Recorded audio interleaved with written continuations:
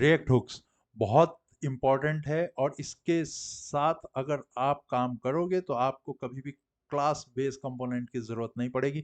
बहुत फास्ट बना देता है ये फंक्शनल कंपोनेंट्स को, और इसकी हेल्प से आप कोई भी इंटरव्यू क्रैक कर लोगे। आपको एप्लीकेशन डेवलपमेंट करने में बहुत ईज़ी रहेगा। आप टीम से जब बात करोगे तो नए आइडियाज़ भी दे सकते हो, तो हुक्स का बहुत ही ज़्यादा वाइटल रोल है रिएक्ट जेएस एप्लीकेशन डेवलपमेंट में। और इसमें कस्टम हुक्स भी हैं और कुछ बिल्ट इन हुक्स भी हैं। अब प्लीज़ मेरा चैनल सब्सक्राइब कर लीजिए और वीडियो को लाइक कर देना, बेल आइकन दबा देना।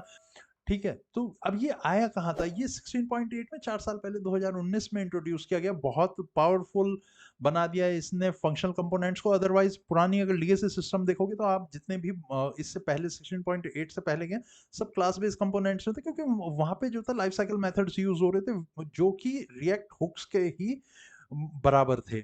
उन सब चीज़ों को आपने उठा के ऐसा बना दिया कि अब लोग जो हैं क्लास बेस्ड कंपोनेंट्स को यूज़ ही नहीं करते हैं। अब मोस्टली सारी डेवलपमेंट जितनी भी मैंने अभी तक देखी है, सारी की सारी फंक्शनल कंपोनेंट्स में ही हो रही है। उसका रीज़न है कि एक तो इसमें सिंपल है, आपने एक बार अगर कभी कोई हुक यूज़ कर लिया तो आप दूसरी बार ईज़िली यूज़ कर लोगे।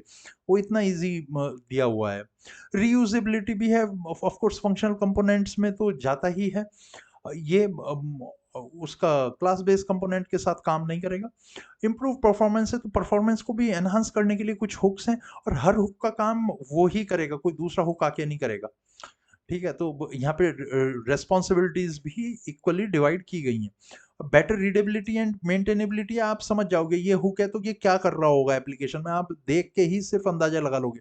उसके बाद आ गया स्मूथ माइग्रेशन। जब आपका प्रोजेक्ट वर्जन अपग्रेड करोगे या कुछ भी आप इस टाइप से करोगे तो वो इजीली आप कर लोगे, उसमें इतने चैलेंजेस नहीं आएंगे। और ओवरऑल 15 हुक्स अभी यूज हो रहे हैं, और आने वाले टाइम में और भी शायद रिएक्ट इंक्लूड कर दे, पर जो पॉपुलर हैं वो 7-8 ही हैं। कम्युनिटी सपोर्ट और रिसोर्स तो बहुत हैं ही, इसमें कोई दो राय नहीं है। तो बिल्ट इन हुक्स कौन कौन से हैं वो देख लेते हैं। इनमें कुछ क्लासिफिकेशन की है, ऑफ कोर्स ये ऑफिशियल डॉक पे आपको सब मिल जाएगा। तो दो स्ट्रेट हुक्स बनाए, यूज स्ट्रेट, यूज रिड्यूसर, ये दोनों बहुत ज्यादा यूज होते हैं। एक हुक है कॉन्टेक्स्ट हुक, ये भी काफी यूज होता है, use context. Use ref hooks हैं, ये थोड़े से लेस यूज है, पर हाँ ये दोनों यूज रेफ और यूज इंपेरेटिव हैंडल ये यूज कर लेते हैं लोग। इफेक्ट हुक्स, तो यूज इफेक्ट तो बहुत यूज होता है, और यूज लेआउट इफेक्ट और यूज इंसर्शन इफेक्ट ये कम यूज होते हैं। परफॉर्मेंस में आपका यूज मेमो और यूज कॉलबैक आ जाता है, और ये यूज ट्रांजिशन और यूज रेफर्ड वैल्यू ये कम यूज होते हैं। अदर हुक्स भी ये कम यूज होते हैं, तो इसमें इतना चैलेंजेस आपको मिलेंगे नहीं देखने के लिए।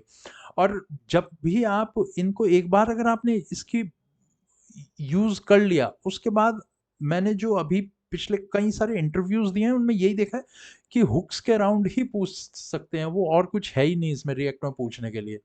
ये हुक कंडीशनल पूछेंगे, अगर ऐसी कंडीशन आई तो कौन सा हुक यूज करोगे, ये हुक है तो क्या काम करेगा, दैट इज ऑल। इसके अलावा कुछ बनता ही नहीं है इसमें रिएक्ट में पूछने के लिए।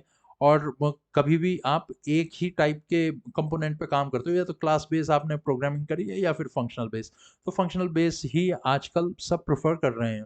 कोई भी नहीं आया मेरे को बोलने की हाँ class base, for the sake of कुछ थोड़ा बहुत ओवरव्यू ले लेना, उसके अलावा कुछ नहीं है। Let's start, stop talking, and देखते हैं इसमें काम कैसे कर सकते हैं।